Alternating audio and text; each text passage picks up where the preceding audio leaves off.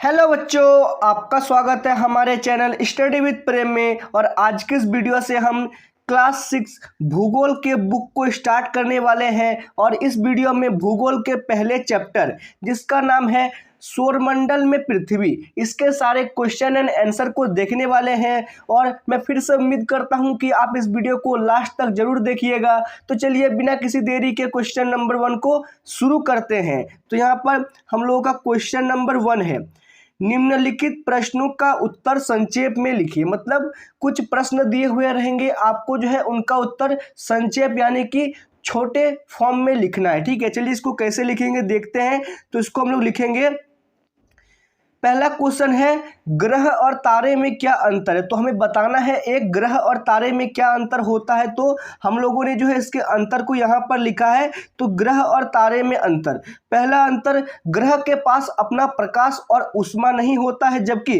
तारे के पास अपना प्रकाश और ऊष्मा होता है। ये क्या हो गया, ये पहला अंतर हो गया। फिर दूसरा अंतर है, ग्रह सामान्यतः तारे से छोटा होता है, सामान्यतः तारा का रूप ग्रह से काफी बड़ा होता है। अर्थात ग्रह जो होता है ना वो छोटा होता है, ठीक है, और तारा जो होता है वो बहुत ही बड़ा होता है। तो ग्रह और तारे में अंतर को हम लोगों ने देख लिया है, समझ में आ गया होगा। तो क्वेश्चन मतलब पॉइंट नंबर 2 देखते हैं हम लोग। तो पॉइंट नंबर 2 है, सौरमंडल से आप क्या समझते हैं। तो मतलब सौरमंडल जो होता है उससे हम लोग क्या समझते हैं। तो इसके उत्तर में हम लोग लिखेंगे, सूर्य 8 ग्रह, उपग्रह तथा अनेक खगोलीय पिंडों से मिलकर सौरमंडल का निर्माण करते हैं। मतलब सौरमंडल में जो है ना उसमें सूर्य है, 8 ग्रह है और उपग्रह है और कई खगोलीय पिंड हैं जो मिलकर सौरमंडल का निर्माण करते हैं। इसे हम आमतौर पर परिवार का नाम देते हैं। सूर्य सौरमंडल के मध्य में स्थित होता है।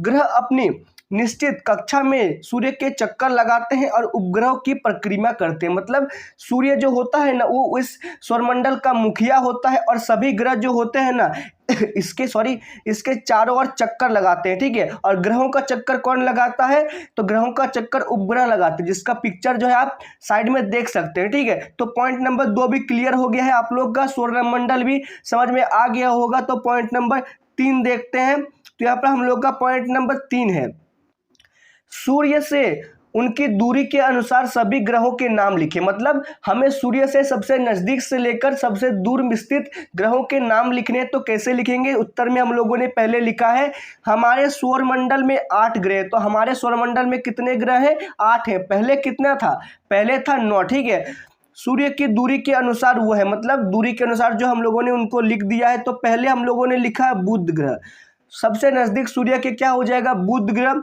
फिर शुक्र, फिर पृथ्वी, फिर मंगल, फिर बृहस्पति। बृहस्पति 5वें नंबर में आता है। फिर आपका आ जाएगा 6ठे नंबर में शनि, 7वें नंबर में यूरेनस और 8वें नंबर में नेपच्यून। देखिए 9वां ग्रह की जो मैं बात कर रहा था, 9वां ग्रह कहलाता था प्लूटो। क्या, प्लूटो 9वां ग्रह था। ठीक है, जो अभी मतलब ब्रह्मांड से गायब हो गया। ठीक है, मतलब सौरमंडल से गायब हो गया। तो हम लोगों ने जो है आठों को उनकी दूरी के अनुसार नामों को देख लिया है। आप लोग भी जो है इसको एक बार अच्छी तरह से देख लीजिए।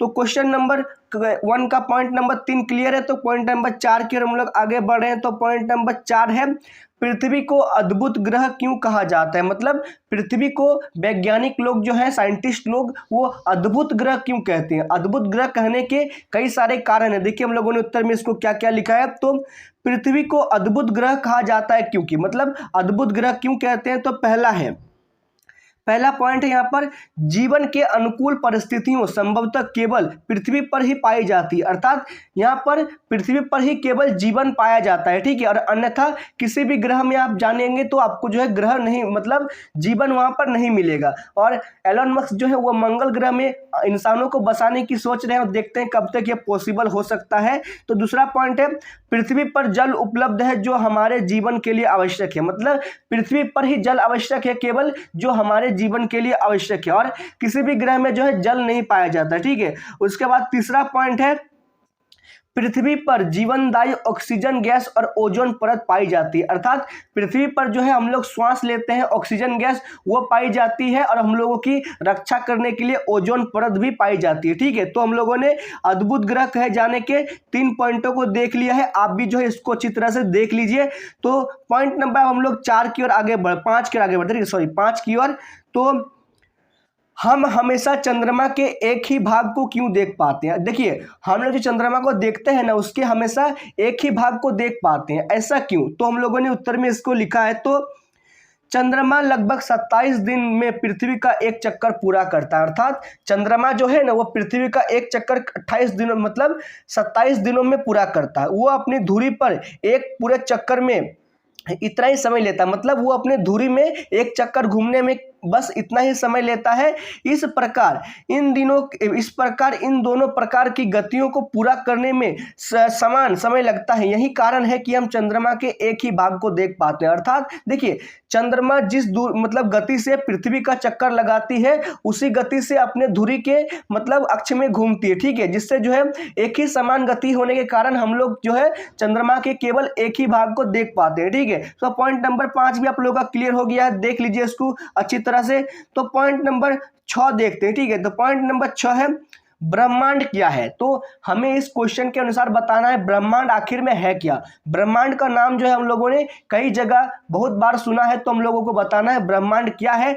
तो करोड़ों तारे, बादलों तथा गैसों की एक प्रणाली आकाशगंगा है। मतलब वहां पर करोड़ों तारे हैं, बादल और गैसों की एक प्रणाली को क्या कहते हैं हम लोग? आकाशगंगा कहते हैं। इस प्रकार लाखों आकाशगंगाएं मिलकर ब्रह्मांड का निर्माण करती है। ठीक है, पहले हम लोगों ने आकाशगंगा को समझा और ऐसे कई लाखों आकाशगंगाएं मिलकर ब्रह्मांड का निर्माण करती है। ब्रह्मांड को इंग्लिश में कहा जाता है आपका गैलेक्सी। ठीक है, फिर आगे देखते हैं, आगे थोड़ा सा और लिखा हुआ है, ब्रह्मांड की विशालता की कल्पना करना अत्यंत कठिन है, हम सभी इसी ब्रह्मांड का हिस्सा है। अर्थात ब्रह्मांड कितना बड़ा है इसको आज तक कोई बता नहीं सका है। ठीक है, मतलब ये हमारे सोच से भी कई ज़्यादा गुना बड़ा है और इसमें जो है इसी ब्रह्मांड का हम लोग हिस्सा है और हम लोग मिल्की वे गैलेक्सी यानी मिल्की वे ब्रह्मांड मतलब आकाशगंगा में रहते हैं। ठीक है, तो पॉइंट नंबर 6 भी आप लोगों का क्लियर हो गया होगा, समझ में आ गया है कि ब्रह्मांड क्या है। उम्मीद है आप लोगों को आगे कोई दिक्कत नहीं होगा।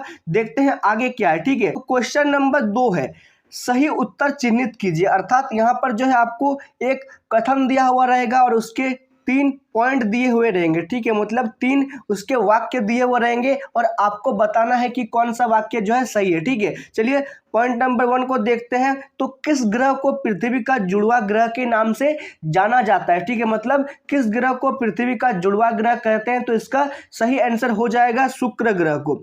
शुक्र ग्रह को जो है पृथ्वी का जुड़वा ग्रह कहा जाता है। ठीक है, तो पॉइंट नंबर 2 देखते हैं हम। पॉइंट नंबर 2 है, सूर्य का तीसरा सबसे नजदीक ग्रह कौन सा है? तो सूर्य का तीसरा सबसे नजदीक ग्रह कौन सा है? तो उसका सही आंसर हो जाएगा पॉइंट नंबर ख, पृथ्वी।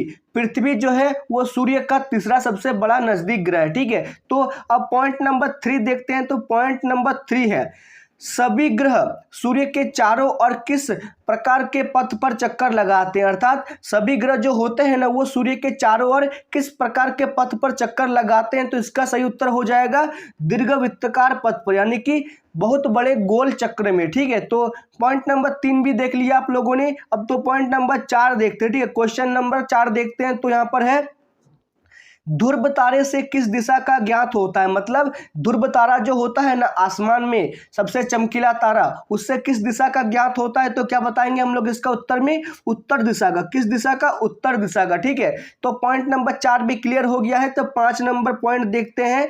तो पॉइंट नंबर 5 आ गया है यहाँ पर हम लोग का, क्षुद्र ग्रह किन कक्षाओं के बीच पाए जाते हैं? अर्थात जो हमारे सौरमंडल में क्षुद्र ग्रह पाया जाता है ना, वो क्षुद्र ग्रह किन कक्षाओं के बीच में पाया जाता है, किन ग्रहों के बीच में पाया जाता है? ठीक है, तो यहाँ पर जो है साइड में आप इसका पिक्चर देख सकते हैं। तो क्षुद्र ग्रह जो होता है ना, वो मंगल और बृहस्पति के बीच में, किसके किसके बीच में? मंगल और बृहस्पति ग्रह के बीच में क्षुद्र ग्रह पाया जाता है। ठीक है, तो क्वेश्चन नंबर 2 भी हम लोग का क्लियर हो गया है। तो देख लीजिए यहाँ पर जो है इसका नीचे आंसर भी दिया हुआ है। इस आंसर को देखकर जो है आप लोग इसको कॉपी में नोट कर लीजिए। ठीक है, उतार लीजिए कॉपी में। तो अब क्वेश्चन नंबर 3 देखते हैं हम लोग। तो क्वेश्चन नंबर 3 है, खाली स्थान भरे, अर्थात यहाँ पर जो है आपको कुछ खाली स्थान दिया हुआ रहेगा और उसको जो है आपको भरना है। इसको जो है हम लोग इतिहास वाले चैप्टर में भी देख लिया है, ठीक है। चलिए शुरू करते हैं इसको भी। तो पहला है डैश, यानी कि खाली स्थान का एक समूह जो विभिन्न प्रतिरूपों का निर्माण करता है उसे डैश कहते हैं। तो मतलब यहाँ पर दो खाली स्थान है तो दो में हम लोग को भरना पड़ेगा। तो क्या क्या भरेंगे, नीचे इसका आंसर लिखा हुआ, देखिए क्या क्या होगा।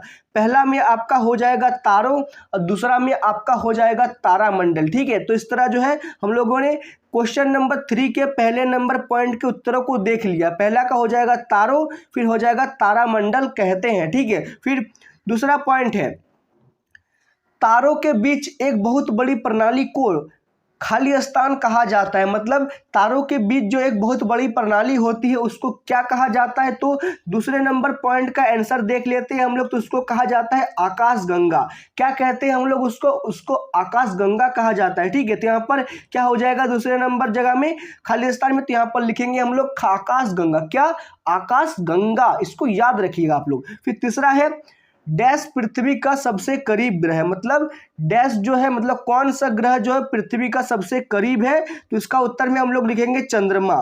चंद्रमा जो है ना वो एक उपग्रह है और पृथ्वी के सबसे करीब है, ठीक है। तो उसके बाद तीसरा नंबर भी आप लोगों का क्लियर हो गया है, चंद्रमा इसका सही आंसर हो जाएगा। मतलब यहाँ पर हम लोग चंद्रमा भर देंगे। फिर चौथा पॉइंट है डैश सूर्य का तीसरा सबसे नजदीक ग्रह। मतलब सूर्य का तीसरा सबसे नजदीक ग्रह कौन सा है, तो यहाँ पर सही आंसर हो जाएगा पृथ्वी। पृथ्वी जो है वो सूर्य का सबसे तीसरा नजदीक ग्रह, ठीक है। तो इसका भी हम लोग उत्तर एक बार अच्छी तरह से देख लेते हैं 4 नंबर का। तो यहाँ पर देख लीजिए उत्तर में लिखा हुआ है पृथ्वी, ठीक है। उसके बाद पॉइंट नंबर 5 लास्ट बचा है, इसको देख लेते हैं। तो ग्रहों के पास अपनी डैश तथा डैश नहीं है। मतलब ग्रहों के पास अपनी क्या क्या नहीं है, तो देखते हैं इसका उत्तर 5 नंबर का। तो उष्मा और प्रकाश, ग्रहों के पास जो है ना अपना ना उष्मा होता है ना प्रकाश, वो जो होते हैं वो चमकते नहीं है, ठीक है। और तारों के पास जो है अपना उष्मा और प्रकाश होता है, इसलिए उनमें जो है चमकीला प्रभाव हो पड़ता है, ठीक है। उसके बाद हम लोग क्या लिखेंगे यहाँ पर उष्मा और दूसरे में लिख देंगे प्रकाश, ठीक है। 3 नंबर भी आप लोग का जो है क्लियर हो गया है अच्छी तरह से। जो इसको देख लीजिए, यहाँ पर क्वेश्चन दिया हुआ है सारा क्वेश्चन और नीचे जो है सारा आंसर दिया हुआ है, ठीक है। इन सभी क्वेश्चनों को जो है आप लोग अच्छी तरह से याद कर लीजिए और कॉपी में नोट कर लीजिए। और इसी के साथ आपका ये वीडियो समाप्त होता है। उम्मीद है आपको ये वीडियो पसंद आया होगा। अगर ये वीडियो पसंद आए तो आप जो इस वीडियो को लाइक कीजिए, हमारे चैनल को सब्सक्राइब कीजिए। मिलते हैं आपके साथ किसी नेक्स्ट वीडियो में। जय हिंद, जय भारत।